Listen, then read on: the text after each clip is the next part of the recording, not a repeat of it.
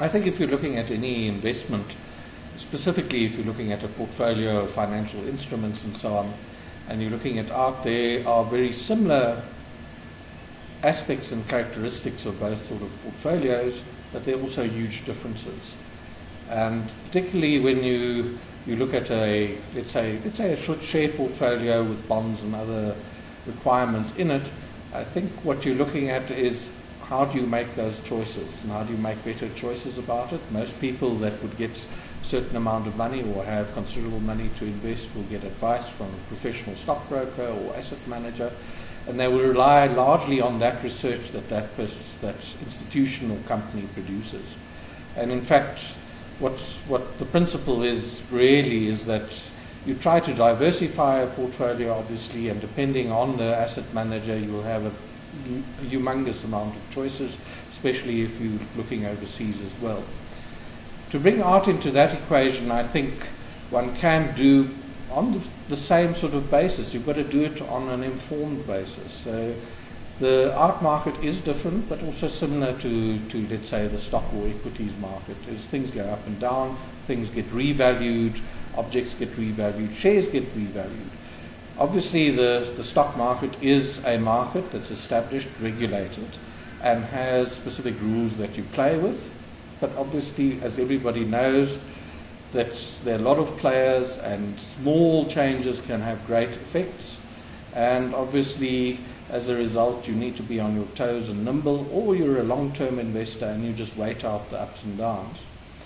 The art market is not regulated, and I suppose that's probably the biggest issue for many people when it comes to looking at art as an investment or part of the investment portfolio. So it does play a role, perhaps a small percentage, and when one goes into it, obviously the unregulated nature of it causes particular problems, because obviously when a company reports, they have to report according to certain rules, where in fact your pricing and everything is built into that annual report and into assessments. The art world, very different. It's quite murky in a way. You have dealers, you have auction houses, you have individual agents, and amongst all of those, like in any business environment, you've got people that exploit the unequal distribution of knowledge about artworks. And in that sense, you have a sort of fog that you work through, and you try and establish what, in fact, is the truth about an artwork or not. Obviously, there's an issue of fakes as well, or of people misrepresenting certain works. So there are a lot of pitfalls in the art market if you're not well informed that you could easily be taken in on. Secondly, something like shares are all the same and individually tradable for each other, where every artwork is unique.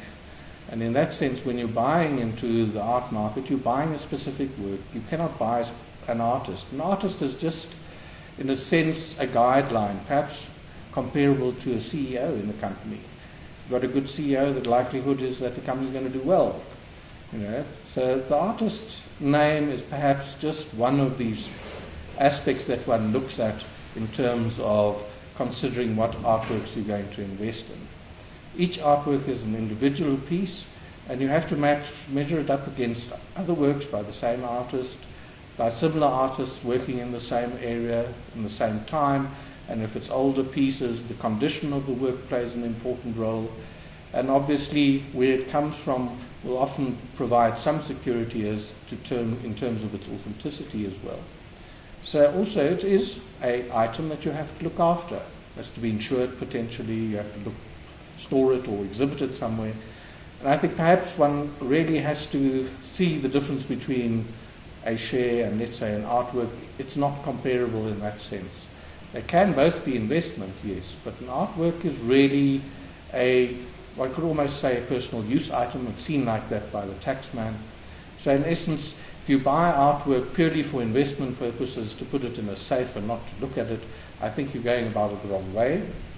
Because after all, part of the pleasure of owning the artwork is having it on display, and it is a point of discussion and experience that you share with people. I don't see people sharing stock certificates of Anglo-American, for instance. So in that sense, that personal use item is really about a quality of living. And yes, everybody thinks they can make choices about artworks, and that they have their own individual taste is as good as any other. But I think history has shown that you do get expertise, you do get professionalism in the art world that can provide you with advice and a guide that in essence makes you make better choices about it. Nobody guarantees the rise of a stock price, nor can I as an advisor for artworks guarantee the increased value of an artwork. I can only reduce the risk involved with making choices like that. So essentially the sort of advice I give greatly, I think, reduces your choices of making a mistake in the market.